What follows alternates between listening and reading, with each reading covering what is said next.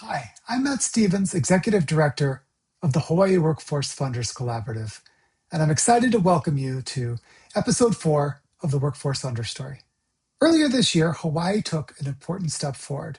Through SCR 139, both our State House and Senate formally recognized the scale of the workforce challenges we face in Hawaii and the need for a more coordinated, long-term approach. That resolution affirms what many of us across the state already know, that expanding access to opportunity in Hawaii requires cross-sector coordination, a shared strategy, and sustained investment over a generation.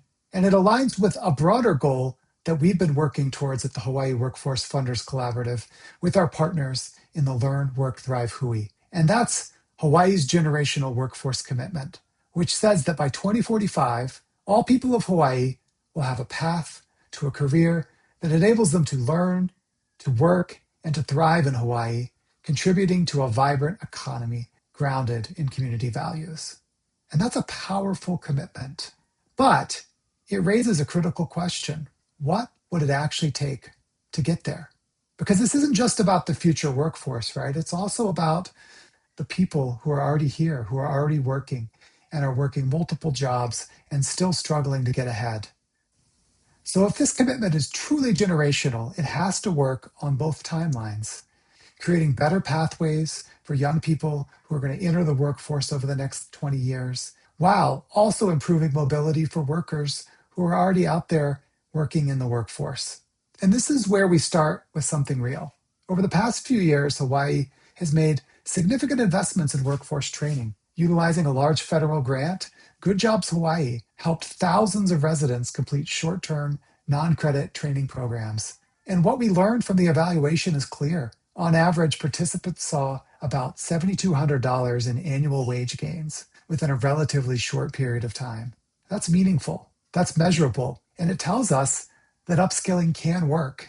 But it doesn't work automatically. And so to learn more in this episode, we spoke with Uhiro economist Rachel Inafuku, and we learned that outcomes from such training programs really depend on specific conditions to be successful. That one, training works best when it aligns with real employer demands. Two, that the largest gains they saw often came from folks moving from low wage industries into higher wage industries. And three, and probably most importantly, in Hawaii, we really lack the labor market data that would be necessary to fully understand how people are moving between jobs.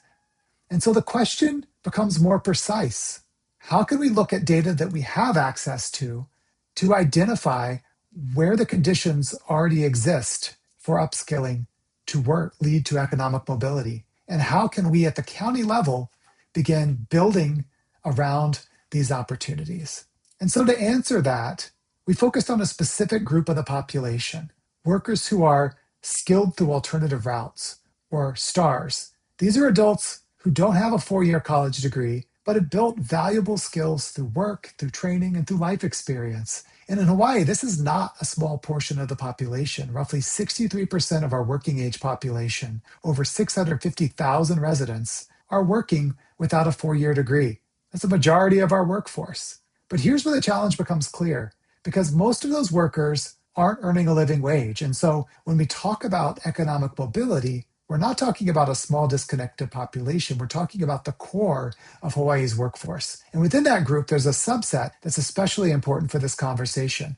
Through this episode, we model the income distributions, and we lift up that more than 50,000 workers across the state are working and are within about $10,000 or less per year of that single adult living wage threshold of $62,000 a year. They're not starting from zero. They're already working, they're contributing, but they're just short of economic stability. And so in this episode, we asked, where are the real opportunities for those workers to move up? To answer that, we analyzed the labor market across the state, looking at three conditions to determine whether mobility is actually possible within a specific industry, within a specific county. And those three criteria are: one, access. Can workers enter this industry without a four-year degree? What percentage of the jobs posted in that industry within that county can be done without a four-year degree? Wages. Do the jobs that don't require a college degree pay a single adult living wage? What portion do? What's the median wage for the STARS jobs postings? And three, demand. Do we see the portion of jobs within those industries not requiring a college degree? Do we expect those to be growing year over year? And so when those three align, you have the foundation of a real economic mobility pathway. And when you don't, you begin to see where our system begins to break down. So then we take it one step further in this episode and we ask, what would it take to actually move people across that threshold? And so we modeled it. If we supported even a portion of workers who are already close and help them transition into higher wage roles through tuition-free upskilling opportunities, what could we expect to happen? And what we found is this. The cost is relatively modest, about $2,000 per participant to give them access to tuition-free upskilling opportunities. And as we know from the UHERO evaluation,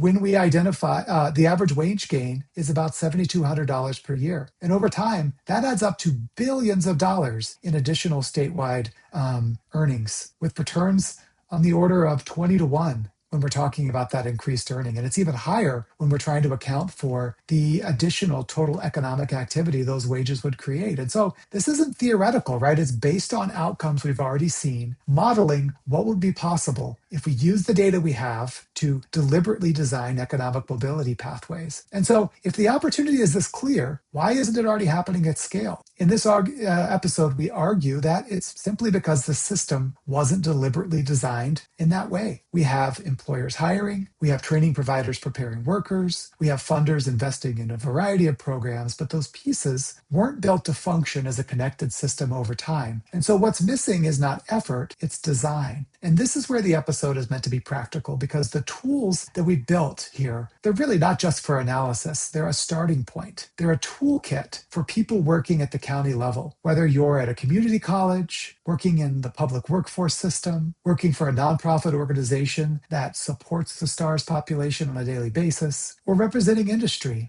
These tools will allow you to collaborate, to come together and begin asking more precise questions, such as which workers are already within reach of a living wage, which industries are actually positioned within your county to support economic mobility, and where are the gaps that prevent movement today. And so what we hope is that this data can serve as a shared toolkit to help stakeholders at the county level identify the industries, the occupations, and the employers who are ready to begin working together, not just to train workers, but to design place-based mobility pathways that connect people to real, sustainable opportunity over time. And so this brings us back to this moment. With SCR 139, Hawaii has already acknowledged that the scale of the challenge, the need for coordination, the importance of long-term generational investment are critical to being able to solve this over the next generation. So this isn't just a question of insight, it's a question of follow-through. And what this episode shows is that economic mobility in Hawaii is not out of reach. The conditions exist with the data we have today. We can now see who is close, where is opportunity emerging, and allow us to identify what would it take to connect the two. And with a shared long-term commitment now in place, the question is not whether change is possible, but how we begin to design and scale it over time. Thank you so much. We hope you enjoy the episode, and we look forward to working with you.